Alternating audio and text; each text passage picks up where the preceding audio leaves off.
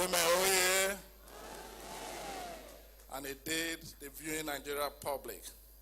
Let me say I'm particularly glad to be here today at this Public Affairs Forum on the Jonathan administration for impactful years in the road sector. The Federal Ministry of Works has made significant strides in road development since the inception of the administration of President Goodluck Jonathan. That is a truism. By May 29, 2011, Nigerian roads were described as death traps, and many roads were abandoned, and a number of ongoing projects were going at snail speed.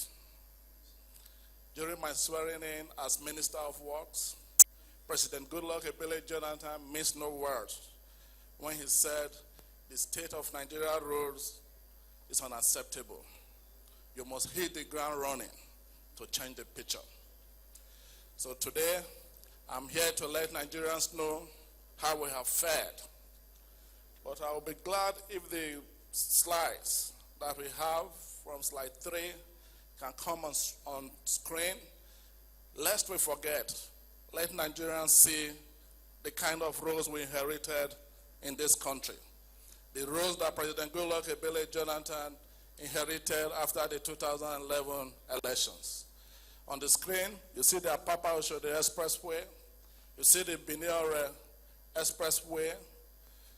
Go on. You see the Abuja-Abaji Lokoja Road, bundle of confusion. You see the Onitsha head bridge when you are entering to the southeast and you cross the head bridge. This was the picture that confronted you in those days. In fact, all around the country, it was a terrible story. I recall one fateful day in council in October 2011, a female colleague of mine, not the CME, walked to me and said, "My brother, I sympathize with you.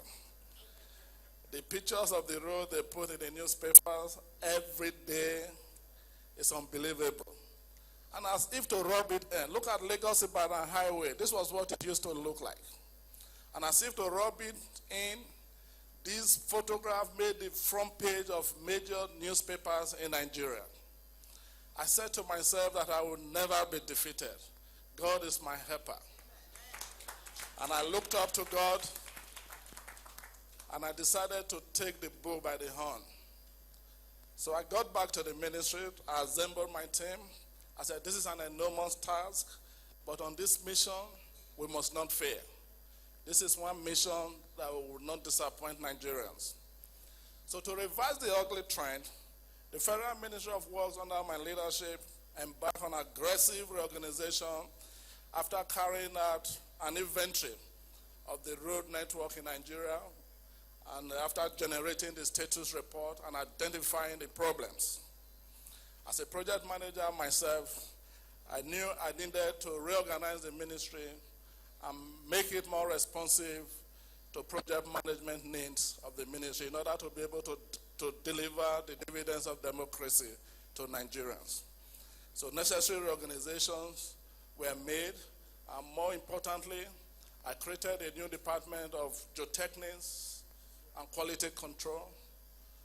Beyond that, I created 6 directorates of highway construction and rehabilitation and made the directors to be resident in each of the 6 geopolitical zones for better management of projects, rather than what I inherited, where all of them were in Abuja here. And when you ask for a report, they just gave you a report from the computer. I said, no, that is not working. That is not going to work. As a project manager, I need my report from the field. In the same vein, I created 6 independent ministerial monitoring teams made up of professionals from the private sector, proven professionals that have given at least 30 years of professional service to our nation, either in the private or public service. And in October 2011, knowing fully well that the resources from government coffers alone will not do the work before us, I decided to constitute a road sector reform committee to make recommendations and provide a roadmap on the way forward. That committee worked assiduously, and at the end of the day, they recommended the creation of a Federal Roads Authority and a National Road Fund in order to have the requisite institutions that we require to really kickstart and sustain development in the road sector. I'm happy to announce that finally the two bills have been approved by the Federal Executive Council recently, and they have been transmitted to the National Assembly for enactment. One of the things we also did was to develop a new template for interim certification. Because when I came in, I found out that despite the billions of naira Nigeria had spent on road development, there was very little the people could see. And at the heart of that was a fundamental problem. I do not blame anyone, but part of the innovation that my team brought into the governance of the road sector in Nigeria was to ensure that we tamper with the template for issuing interim certificates to contractors so that Nigerians can connect better with what we were spending on the roads. Because here was I, having just signed a performance contract with Mr. President, I needed to show at the end of every year what I have done with the money that I have been given. So we started a new program that made it impossible to certify non-permanent works. And with that alone, we were able to check one of the sources of massive corruption in road development in Nigeria. Because what usually happens, if a contractor, for instance, were to do just earthwork without protecting it, and he gets certified, the work gets certified, and he gets paid. Likely after the next rainy season, you are expected to go back to square one. And next year you go back again. It became a vicious cycle. And that made it impossible for Nigerians to appreciate what the government was doing. So what did we do? We made it mandatory for contractors to now protect their works, and unprotected work were no longer certified. Of course, there were resistance, but we stood our ground. My team and I, at the end of the day, we carried it there. And Mr. President supported the initiative, and it became the norm at the Federal Ministry of Works. So today, amidst many other innovations we brought into the ministry, I'm happy to say that the Federal Ministry of Works has made momentous improvement on the rehabilitation, reconstruction, and expansion of the federal highway network. Thus far, we have completed about 62 road projects and have recorded impressive progress on many more. And to paint the picture of what I'm talking about, as at 2011, we have a little over 4,000 kilometers of road that you could describe as being in fair condition. But 3 years on, today we have about 25,000 kilometers of federal road in fair condition.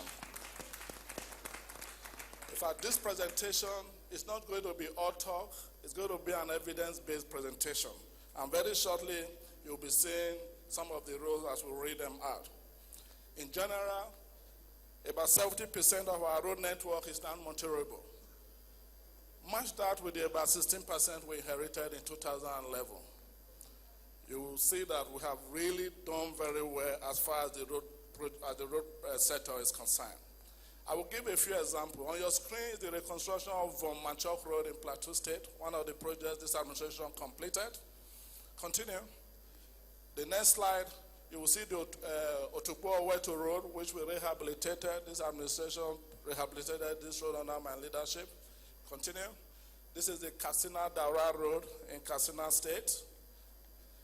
Next is the Gombe Bypass in Gombe State. And next is the Mianchi-Anka-Daki-Takwas Road in Zamfara State. Next is the Zaria-Gusau-Benin-Kebbi Road from Futua to Gusau section. Next was the dualization of Okonjo-Iweala Road, which we completed because by the time we came in, a sizable section of it in section 1 was still largely uncompleted. Right from after the bridgehead, we tackled it headlong up to the outstanding section of the Onitsha-Owerri Road. Then next is the rehabilitation of Enugua-Bakaliki Road in Enugu and Ebonyi State. That's what we are seeing in the screen. Next is the dualization of Ibadan-Ilori Expressway, Section 1 in Oyo and Kwara States.